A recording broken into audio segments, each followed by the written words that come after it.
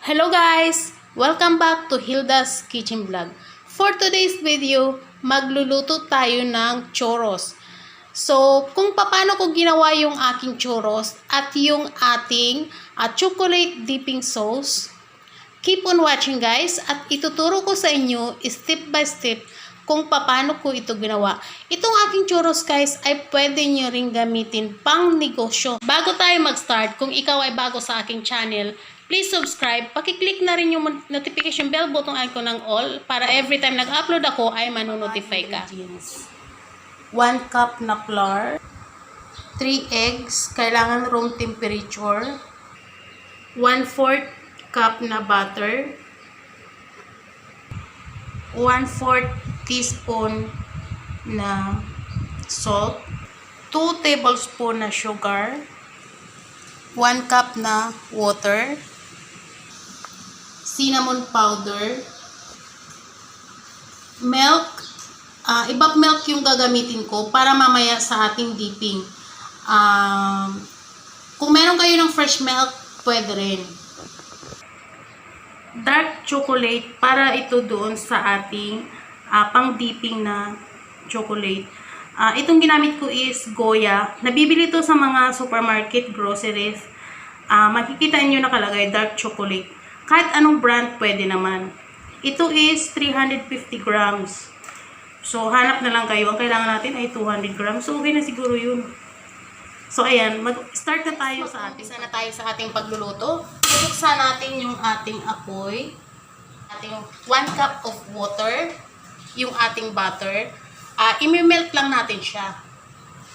Hintayin natin mag-melt. At tsaka natin in-next yung ating all-purpose flour. Ilalagay na rin natin yung ating salt. At maglalagay na rin tayo ng ating sugar. Diyan na. Kailangan na natin yun. Ilalagay na tayo natin. So, ayun na guys, kumulo na. Pahinaan natin yung ating apoy. Naka-low fire lang tayo. At ilalagay na natin yung ating all-purpose flour.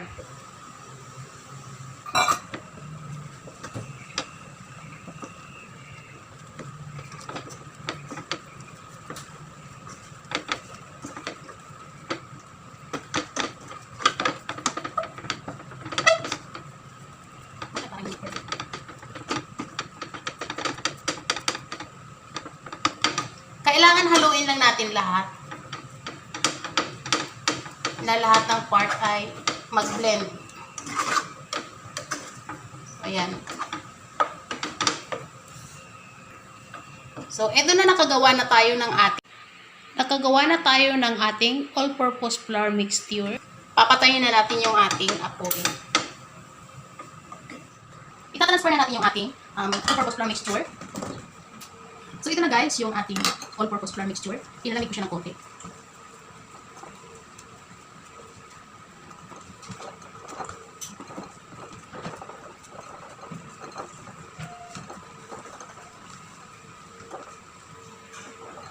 Lalagyan na natin siya ng egg. Isa-isa lang.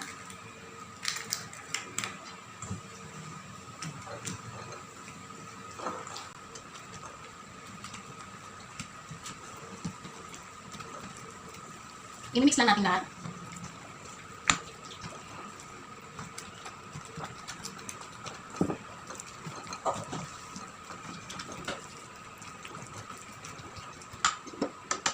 Yung isa pa.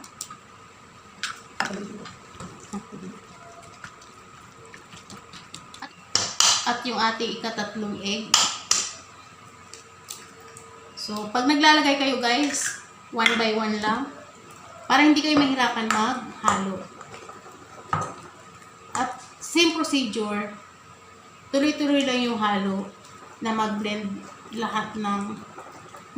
yung egg doon sa all-purpose flour mixture. So, ayan. Ituloy lang natin. So, ito na yung guys, yung ating churros. Piprito na natin siya. So, ganitong point, pwede na siya. Na atin na siyang na-mix ng mabuti. So, ayun na guys. Nahalo na natin ng mabuti. Ilalagay na natin sa ating bantawag dito? Para makapag-form tayo ng isang design ng churros. Yung gagamitin ko to kasi ito lang yung mas medyo malaki-laki. Pero ito try ko lang. Meron din kasi dito, ganito yung itsura. Pero mukhang hindi siya po pwede. Or ito. Itatry lang natin guys. Ito. Pero yung design kasi niya dapat ganito. Kaya lang parang maliit siya, parang pang cake lang siya. Nabili ko lang to guys sa Home Japan. Parang mali kasi pang creamer siya, yung decorator ng cake. So, itry lang natin. Pag hindi pwede. So, ayun na guys, ilalagay na natin siya sa ating bag. Parang hirap. Ito na lang gamitin ko.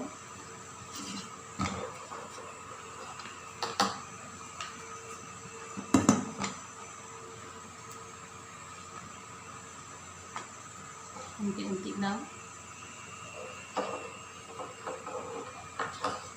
Hirap talaga. So, ayan guys, kasi ang hirap pala ilagay ng ganun. Ilagay ko sa isang bote.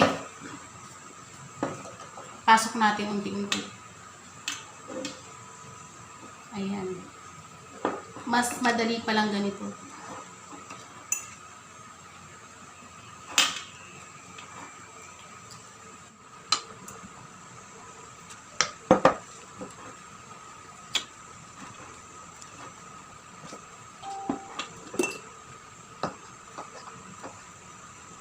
So, ayan na guys, nagpainit ako ng mantika, ng oil. Painitin lang muna natin siya. At i-deep fry na natin mamaya. At nagpalit pala ako ng design kasi mukhang hindi talaga lalabas Pang cake decorator lang talaga ito. Pero try natin to, baka po pwede siya. So, ayan. So, ayan na guys, gagawa na lang tayo ng improvise. Dahil hindi talaga umubra yung ating design. So, ito na lang gagamitin ko.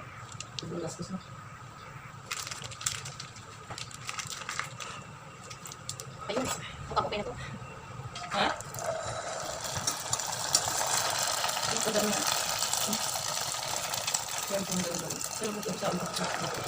Wala na siya nag-design guys ha.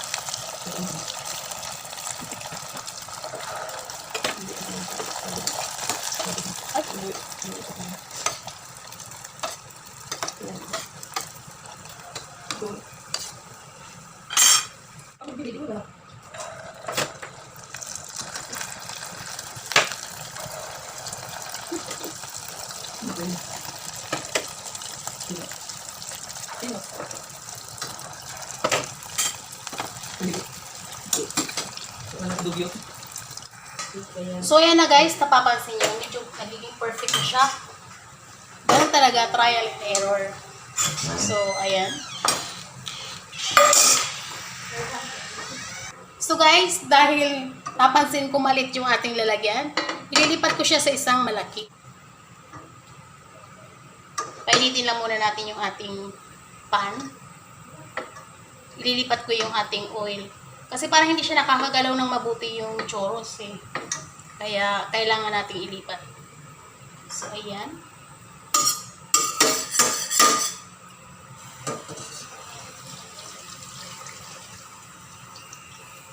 Pwede naman guys, yung ginawa kong churros natin.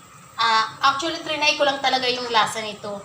Pero yung design, hindi tayo nakakagawa ng isang magandang design kasi improvise lang yung ginawa ko. So, ibig sabihin, kahit wala tayong eksaktong gamit, makakagawa tayo. Makuha lang yan natin yung saktong sangkap. So, ayan. Yung kulang sa akin, nagkamali ako sa pagbili ng ating decorator kasi pang cake pala yung nabili kong design. Ayun. So, ayan. Ituloy na natin guys. Mainit na ulit yung ating apoy. Ay, yung ating oil.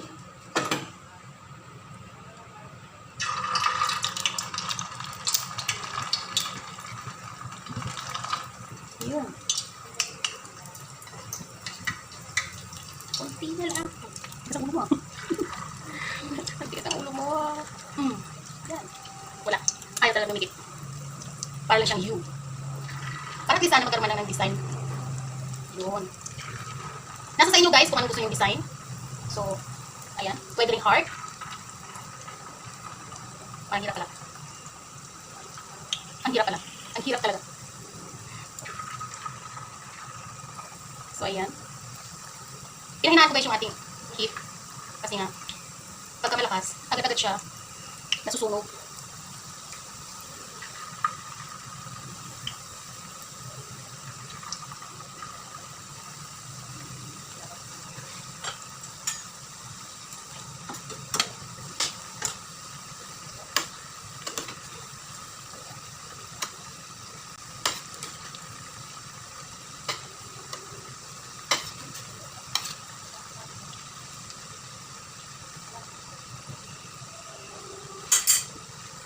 Ayan guys, hindi ko siya nakukuha perfect yung shape. Pero siguro sa isang katulad ko na beginners din, pare-parehas lang tayo nag-try. Pero I swear, natikman ko na yung unang gawa ko. Wala pa siyang pipping sauce na chocolate. Ang lasa niya, okay na siya, panalo-panalo na. And, so sa shape na lang ako, kulang kasi nga, unang-una yung aking lagayan ng churros, para magawa ng isang walang design. Ang tawag dyan. Ay mali, yung napili ko mali. Pancake decorator. So hindi siya pwede. Ayun guys, ituloy lang natin. At sa katulad ko, kung mag-umpisa din lang kayo, medyo dahan-dahan lang yung apoy para hindi makagawa kayo ng isang magandang shape. So katulad dito. Ang ginagawa ko talaga dito guys is yung nakapa-curve ng gano'n. No? Kaya lang, ang ginagawa ko pala guys, ganitong shape. So hindi ko kaya. More practice pa.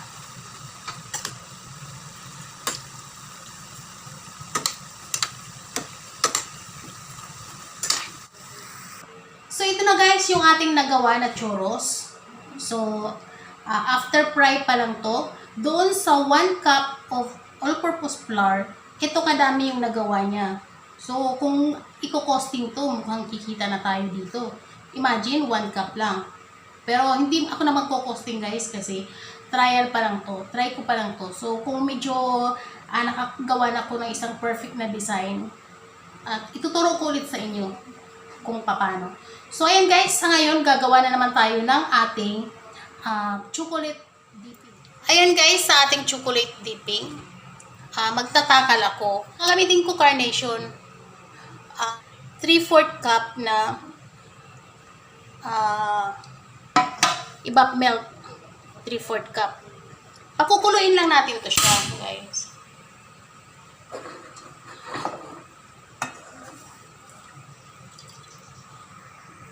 Kapag kamulo na guys, ilalagay na natin yung ating goya chocolate.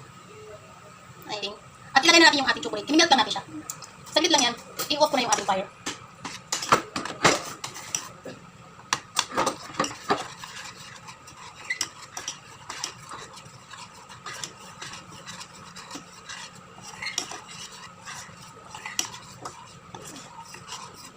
So ito na guys, meron na tayo ng isang masarap na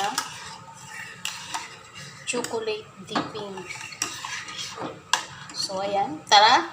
At ang next natin, babalikan natin yung ating churros. So ayan na guys, ang isang sugar, 1 tablespoon na sugar, at ng 1 teaspoon na cinnamon powder. I-mix lang natin sila guys. Mabango dahil sa cinnamon. At spread lang natin siya. Yung ating para siyang naka-view. So hindi perfect yung ating shape, pero okay na rin to. At ilalagay na natin siyang isa-isa. Spread lang na natin. So spread lang na natin guys. Ilalagay ko na lang siya sa isang plate. Ayan. So guys, nag-wash ako ng hands ko At sprinkle na lang natin yung ating cinnamon powder with sugar. So ayan.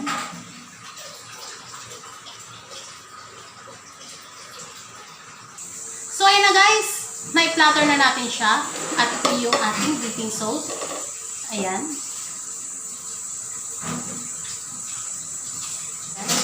So, magta-try tayo ng isang piraso, guys. Pipiliin ko to. Ayan. So, nakita nyo naman.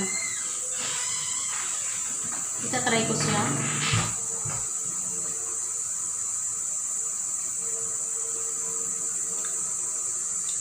Ang sarap, guys. Tumulo pa.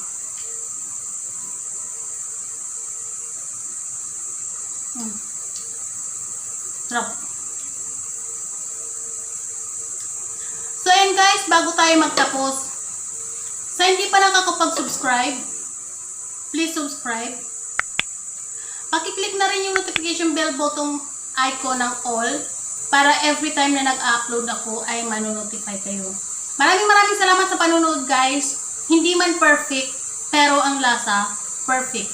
I-try nyo, guys. Sundan nyo lang yung ginawa ko step by step.